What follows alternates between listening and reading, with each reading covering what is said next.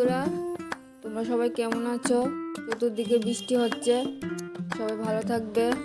আজকে নিয়ে আসলাম ডিমের রেসিপি। তোমরা সবাই ডিম তরকারি রান্না করতে পারো। আমি কিভাবে রান্না করেছিলাম সেটা তোমাদের কাছে শেয়ার করলাম। আমি 4টে হাঁসের ডিম লবণ দিয়ে সিদ্ধ করে নিলাম। আলাদা করে আলুগুলি 4 টুকরো করে লবণ দিয়ে সিদ্ধ বসিয়ে দিলাম। লবণ দিতে তোমাদেরকে দেখাতে পারলাম না। ডিমগুলি সিদ্ধ হয়ে গেছে, 2 ভাগ করে কেটে নিলাম। কড়াইতে তেল দিয়ে হলুদ লবণ দিয়ে আগে ডিমগুলি ভাজা করে নিলাম।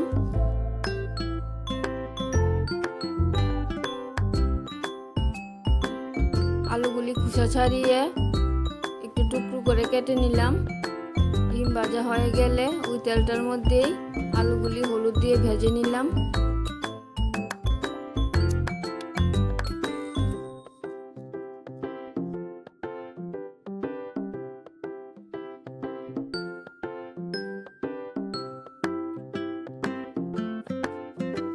আলুগুলি ভাজা হয়ে গেছে, নামিয়ে নিলাম। রসুন কুচি করে কেটে নিয়েছি, পেঁয়াজও কুচি করে কেটে নিলাম। কিছু পেঁয়াজ টুকরো টুকরো করে কেটে নিয়েছি, আর আদা কাঁচা লঙ্কা জিরে গুঁড়ো পেস্ট করে নিলাম।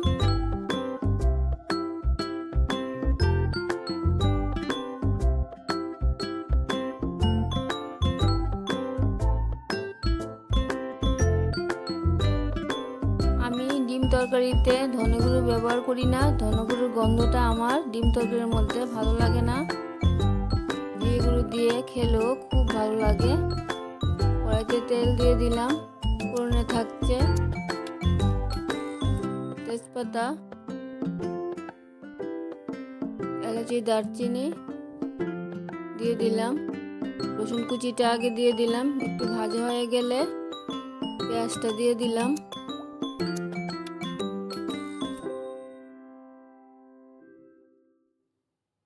পেঁয়াজটা ভাজা হয়ে গেলে মশলাটা দিয়ে দিলাম।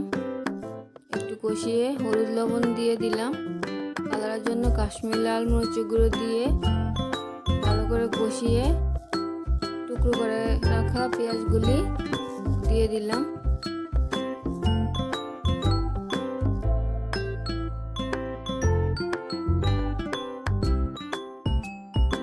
এরকম টুকরো করে পেঁয়াজ ডিম তরকারিতে দিলে খেতে ভালো লাগে।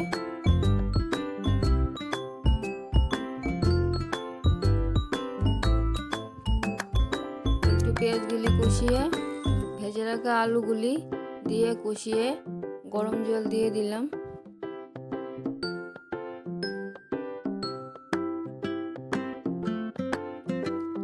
আমি সাধারণ রান্না করতেই পারি, বেশি অসাধারণ রান্না করতে পারি না।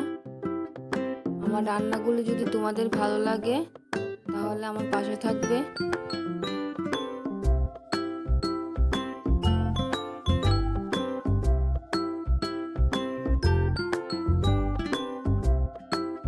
আমরা একটু ঝোল বেশি খাই, তোমরা তোমাদের মতন খাবে।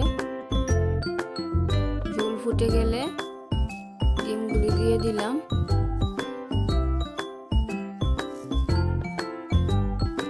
সবকিছু সিদ্ধ হয়ে গেলে গরম মশলা দিয়ে নামিয়ে নিলাম।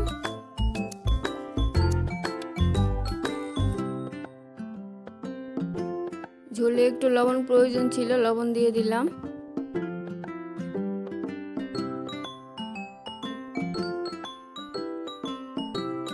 দেখা হচ্ছে পরে ভিডিওতে। ভালো থাকবেন, সুস্থ থাকবেন। রান্নাটা আমার কমপ্লিট হয়ে গেল। ধন্যবাদ বন্ধুরা।